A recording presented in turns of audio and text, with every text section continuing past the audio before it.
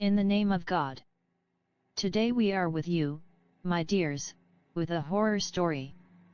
Summary of the Silence Eater. Mrs. Agatha Albright lives in a house of perfect silence, maintained meticulously for 70 years. One night, a strange dripping sound disrupts her peace, followed by wet dragging noises and a growing void in the corner of her living room. This entity, a silence eater, begins consuming the quiet she cherishes. Agatha tries to fight back with white noise and music, but the creature adapts and grows stronger. In desperation, she invites her noisy neighbor Brenda, hoping human sound will repel it. But the creature strikes, draining Brenda of all sound and life. Agatha realizes the silence she cultivated has become a feast for a predator born of quiet. As the creature envelopes her, the house becomes utterly and eternally silent. New residents sense something eerie, but they don't understand the true horror lurking in the quiet corner. The Silence Eater. Mrs. Agatha Albright lived in the quietest house on the quietest street in the world. For 70 years, she had cultivated this silence, polishing it until it shone. The tick of the grandfather clock was the only sound she permitted, a steady, metronomic heartbeat for her home. It began, as such things often do, with a small, foreign noise. A drip. It wasn't from the tap, she had checked with the fervor of a bomb disposal expert. It was a soft, fleshy plip, like a single drop of water falling from a great height onto a damp sponge. It came from the corner of her living room, a space occupied by nothing but a potted fern and the profound, velvety silence she cherished.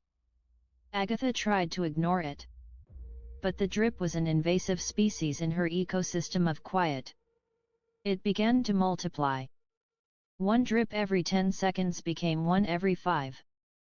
Then, a new sound joined the chorus, a faint, wet, dragging sound, like something heavy being pulled across a wet floor. She stopped sleeping. The sounds weren't loud, but they were wrong. They were textures of noise that didn't belong in her world of crisp, dry quiet. One sleepless night, clutching her worn velvet armchair, she saw it. A patch of darkness in the corner, deeper than the rest. It wasn't a shape, but a lack of shape, a void that seemed to drink the faint light from the street lamp outside. And from that void came the dripping, the dragging, and now, a low, guttural inhalation. It was feeding. She realized with a jolt of ice-cold terror what it was consuming. It wasn't eating her dust, her furniture, or her air. It was eating the silence. Each drip was the sound of a droplet of quiet being swallowed. Each drag was the sound of a pocket of peace being ripped away. The thing in the corner was a silence eater, and her home was its perfect feast. Driven by a primal need to protect her sanctuary, Agatha fought back. She bought a white noise machine. The moment she switched it on, the hum of synthetic sound filled the room. The thing in the corner shuddered, the dripping became a frantic patter, the dragging a furious scrabbling. It was working. But by morning, the machine was dead, its circuits fried as if by a power surge, and the silence felt thinner, more fragile. Next, she tried music. She played a lively Vivaldi concerto at full volume. The thing recoiled, hissing a sound like steam on ice. But as the day wore on, the music began to warp. The violins grew sluggish and mournful, the cellos gurgled like drowning men, until the concerto collapsed into a single, sustained, dissonant note that died abruptly. The silence that returned was bruised and painful. Her house was no longer quiet, it was empty. The rich, nourishing silence she had built was being stripped away, leaving behind a hollow, resonant shell. The thing in the corner was growing. It was no longer just a patch of darkness, it had a suggestion of mass, a density that warped the space around it. She could sometimes see, Out of the corner of her eye, a glint of something wet and a suggestion of a form that was all mouths and thirst. Desperate, she did the unthinkable. She called her neighbor, a cheerful, noisy woman named Brenda who was always yelling at her kids and blasting the television. "Brenda," Agatha whispered into the phone, her voice raspy from disuse. Could you come over, make some noise?" Brenda arrived, a whirlwind of loud perfume and louder chatter. She bustled into the living room, her voice bouncing off the walls. "Agatha! So good to finally see you. My, it's quiet in here, isn't it? A bit too quiet, if you ask me." Agatha watched the corner. The thing was still. The dripping had stopped. For a glorious, hopeful moment, she thought the human noise had driven it away. Then Brenda paused to take a breath. In that infinitesimal moment of quiet between her sentences, a long, grey, boneless limb shot out from the darkness. It wasn't solid, it was made of condensed shadow and absolute zero. It wrapped around Brenda's ankle. Brenda's chatter cut off.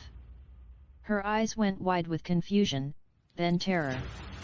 She opened her mouth to scream, but no sound came out. It wasn't that she was choked, it was that the sound itself was stolen the moment it left her vocal cords. Agatha watched, paralyzed, as the vibrant, noisy woman was drained of all her sound. The color leached from her face, her lively eyes became dull and vacant, and her body seemed to deflate, becoming a husk. The thing dragged her, silently, into the corner.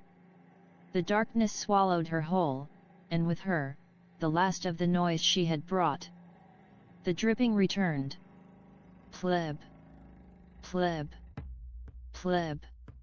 It was louder now. Satisfied. Agatha understood now. She had created a perfect vacuum of silence, and nature had sent an abhorrence to fill it. There was no fighting it. It was the apex predator of her sterile environment. She retreated to her velvet armchair, pulling a heavy, sound-absorbing quilt over her knees. The thing was no longer confined to the corner, it oozed across the floorboards, a stain of pure quiet that killed every vibration in its path. The tick of the grandfather clock became a slow, labored tick, then a tck, then silence. The final sound she ever heard was the wet, contented sigh of the creature as it enveloped her chair. She didn't scream. She had no sound left to give. She simply sat, watching as the darkness crept up the quilt, feeling a cold that was not temperature, but the absence of all energy, all movement, all life. Now, the house on the quietest street is perfectly, utterly, and forever silent. The new owners say it has wonderful acoustics. They just can't understand why all their sound equipment dies within a week, or why they always feel so drained. And if they sit very still in the living room, late at night, they sometimes feel a faint, cold draft from the empty corner, and have the unsettling feeling that something in the silence is listening and growing.